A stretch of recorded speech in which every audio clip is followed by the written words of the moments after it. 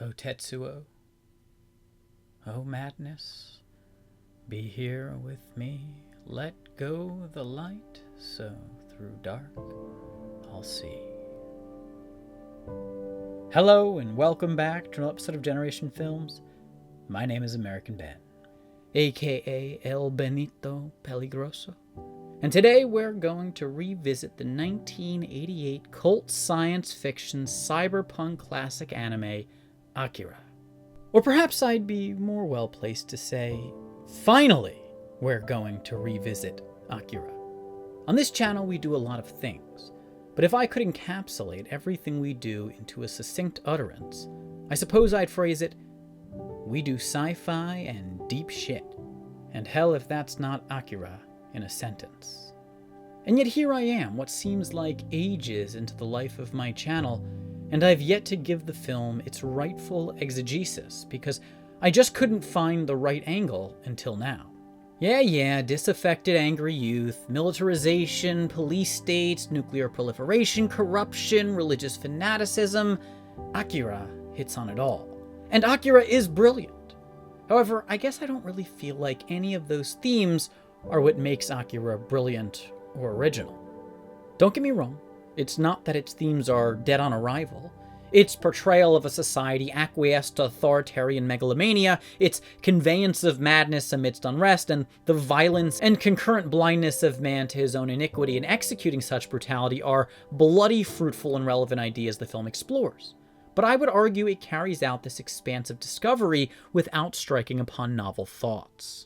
Between this channel and my other one, Generation Ochi, I often stretch the importance and depth of themes from the content we explore, and in my view, doing so is all part of a fun and stimulating mental exercise. Truthfully, few films, certainly few animes, explore their themes to a level I'd be comfortable calling deeply insightful. But whatever, let's push every film we explore to its philosophical limits. And yet Akira, while it too is guilty of being somewhat thematically facile, it yet somehow feels to be a genuine work of genius. So what is this yet-to-be-articulated quality of the film, if not its intended themes, that lifts it to the level of profundity? Well, I guess its animation and its macabre visual imagination both seem authentically masterful, but I've not the expertise to speak authoritatively on such matters. What I have come to conclude, however, is that it's the unintended themes of the film, or at least what I assume are unintended themes, that makes it so powerful, so subtly sadistic, and dare I say, just a bit moving. Yes, the unintentional current of the film is that which reflects its author's neuroses, that author in question being one Katsuhiro Otomo. Indeed, what if I were to posit that Akira isn't fundamentally about any of such lofty ideas previewed by me just earlier, but instead is in essence a treatise on mental illness and its prevalence in society? I know, that's a bold strategy, Cotton. Let's see if it works out for me. Restated, there's nothing profound about Akira's political philosophy or dystopian premonition. What is profound about it is its psychology, specifically that of its author, which is reflected in his world and characters. Thus, concerning Akira, the more meaningful discussion to have is a psychologically focused rather than a philosophically focused one, because it's the psychology of the film and its characters therein, their pathologies and such, which infuses the story with novel substance and makes it truly worthy of distinction as a work of genius. And sometimes genius is found in the particular, which is why we're going to look closely at the character of Tetsuo for this examination. For those of you who don't remember, or just don't know, or don't care, Akira takes place in the future year 2019 in a post-apocalyptic Neo-Tokyo. Just over 30 years before, in 1988, a Third World War was triggered following the sudden destruction of Tokyo by a powerful psychic being named Akira, the eponymous Akira.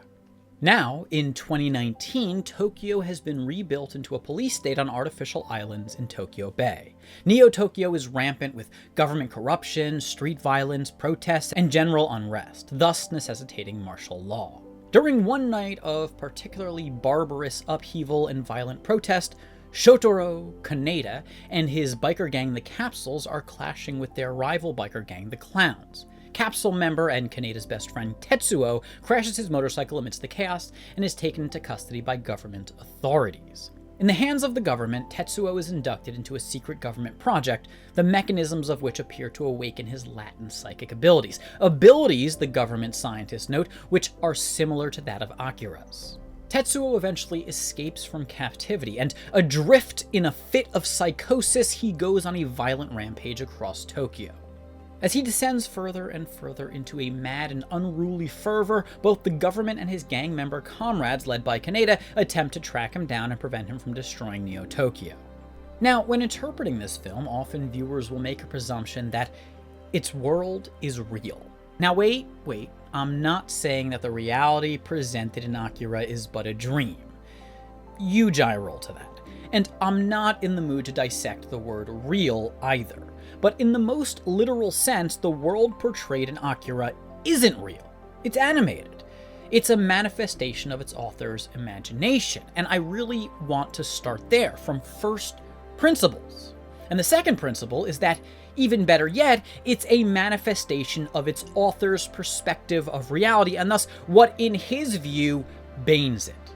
Alas, for the sake of not allowing myself to fall psychologically rudderless adrift a philosophical diatribe worthy of Tetsuo's descent into delusion, the third principle, and the point pertaining to my thesis I'm sailing towards here, is that we can't simply trust a subjectively projective world as a most objective version of the truth. More pertinently, as his author before him, Tetsuo's own perspective isn't reliable. His brain has been manipulated, and we're seeing a vision of the world through his tainted eyes. Shortly after we meet Tetsuo, he experiences a mental transformation. However, here's the twist. The change Tetsuo experiences may on one level be the mind-altering effects of covert government manipulation via the aforementioned secret project. However, on another level, and on a level I believe to be of greater interest to us, the change Tetsuo experiences comes via a traumatic event. Well, a traumatic event incurred amidst a brutish world. Tetsuo crashes his motorcycle during the course of a violent encounter with a rival gang, as well as the police. And it's only after such a harrowing experience that most of all that is fantastical in the film takes place, starting with Tetsuo's apprehension by government forces and ensuing subjection to non-consensual experimentation on his person. What I thus argue is that Tetsuo's mental health suddenly deteriorates and his mental illness exacerbates during this height of unrest, specifically following a life-threatening experience. Tetsuo is someone who has been exposed to the brutality of the world, a fact which was long belied by an artificial projection of an Edenic future, a life which, as it is to so many young people, was promised to him. He's too been exposed to stress, to technology, to the pressures of the modern materialistic world, to corruption, to a soulless, sprawling city awash in economic bloodlust, and damn it if he isn't just a kid with a hell of an impressionable mind. Tetsuo is paranoid, insecure, sexually insecure, fearful. Feeling frustrated, Kaneda? Now do you understand how it feels being little and helpless? And when all these things collide and compound upon one another and beat his mind down, this is the world Tetsuo comes to see, and through him, we know it too. It's quite relevant, this thought, to many of you out there watching this video, so many of you who've chided and faulted Tetsuo for his wrongs, you who've, like he, long been stuck in your snidely, panged minds, thrust to despair.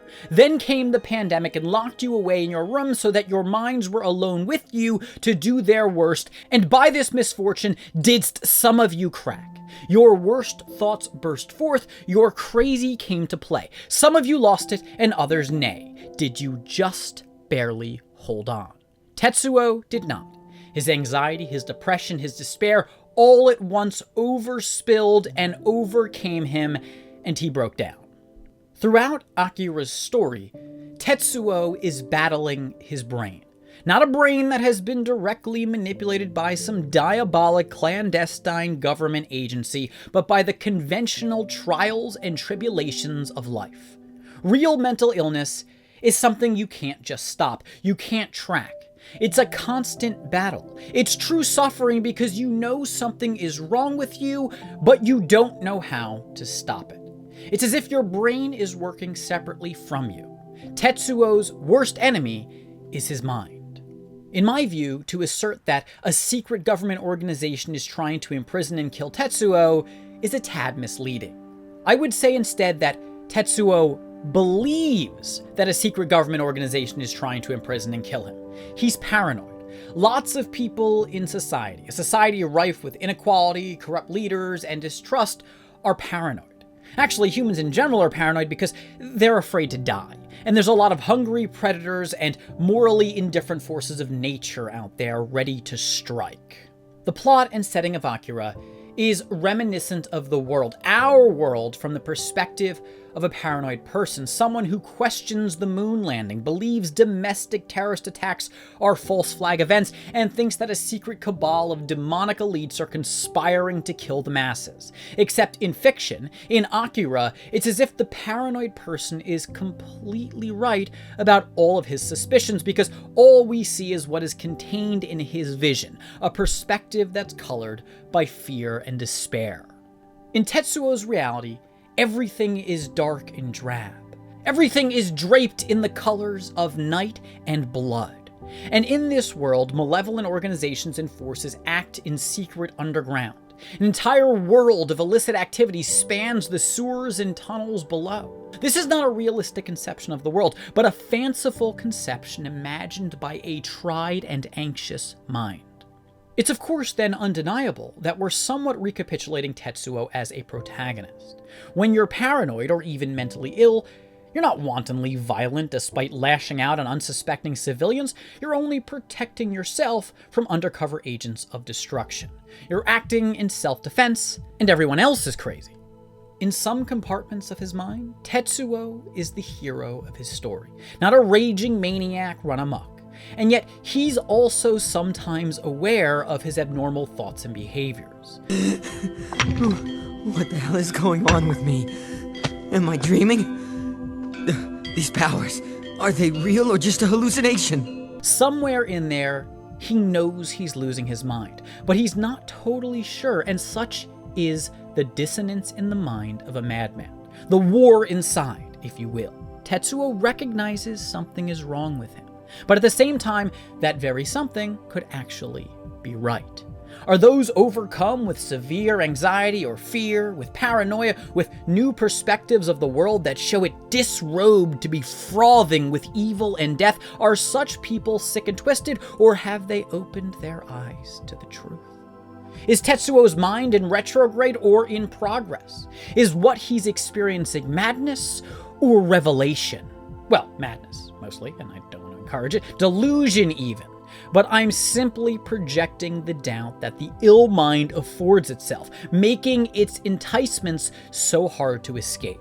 And we'd all be foolish to remain unwise to the faults of our own minds, rapping away at our fragile psyches, telling us to fear, to doubt, to distrust, to hide away from the world, the bad world, and the death it brings. Look at social media. Paranoia, madness, anger, anxiety are all pervasive in society. And while the very most of us aren't prone to ever fall to delusion or commit evil acts like Tetsuo, on a more realistic level, we're all vulnerable to battling with our minds, to being conquered by anxiety, to seeing the world as a lonely, dark, and dangerous place, more so than is true of it. And Tetsuo? His mind is most vulnerable of all, given whatever mix of nature and nurture led him to the events in Akira, the film within which he sinks to his lowest depths.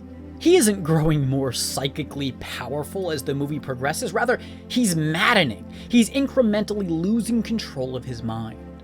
There's a moment well into his descent when a choir rouses from the ether and buries the dialogue beneath it, and I can't help but wonder,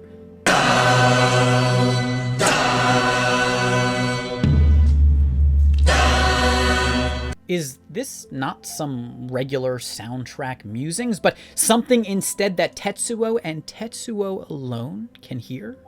In retrospect, the movie's scenes comprise a series of escalating fantastical moments defined by nonsensical, ridiculous happenings as Tetsuo gradually morphs into, well, a super being. Concurrently, his friend Kaneda seems to be similarly traumatized given their shared experiences of the world. And it triggered the fall of Tokyo. And that power is something that is totally beyond our... Kaneda isn't immune to maladies of the mind, but he's less vulnerable than Tetsuo and perhaps even of sturdier mental health due mostly to nature. Kaneda never quite acquiesces to mental illness in the way or to the degree Tetsuo does. Now, it's worth pausing for a moment to inquire as to whether or not I'm purposely and frivolously broadening the definition of mental illness to satisfy the thesis of my video while maintaining the term's power in terms of the connotation and stigma it entails. Could I thus be the very type of superficial, sanguine pundit I so despise? He who would declare that the entire populace hath fallen to mass formation psychosis? To be honest, I hope not. I hope not to posit a theory so ambiguous in terms that it's incontestable. I intend instead to rightly define a pervasive problem in society without stringing along any sort of one-size-fits-all stigma. The term mental illness alone need not be so narrowly cast, for it can manifest to many extents, both in subtle tics and blatant tongues. I'm speaking not to any one measure of mental ailment, but broadly to the thin line between a touch of madness and a slightest sanity. Illness is an integral part of life. Anxiety is life. Breakdowns are life, and we all have our worst moments. There's a brief aside towards the end of Akira when we're made privy to better days. When Tetsuo was young and yet unwearied, his soul still unsullied by common human trauma. And in this moment, we're made to ask ourselves, is this the correct perspective of the world? Is this the world in truth? Well, perhaps the answer there is too vast for these but simple servers, but what I will suppose is that Tetsuo's illness comes to help him cope. As his world grows to be too much to bear, his mind finds a way to flee what's real. Maybe then, Tetsuo doesn't weaken as his mind absconds, but on the contrary, his illness makes him strong enough to continue in a world which is overcoming him.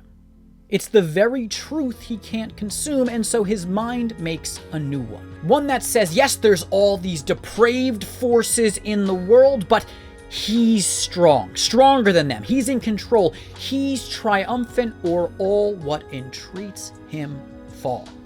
If he dies this way, in this mode, will he ever know he wasn't so? For what more is truth to be than all that the eyes can see? Oh, the ways we go, when troubles find us and the mind falters. At a point of singularity, when mental degradation shall, beyond the approaching limits, be irreversible, and spiritual redemption unattainable, such is the time to fight most fiercely. Some shall then will themselves back to life, to stability, and others won't return. They'll be lost to new dimensions out of reach, somewhere in the blindest confines of their restive minds. And who's to say that place, that secret place known sole to them, isn't a better place to be?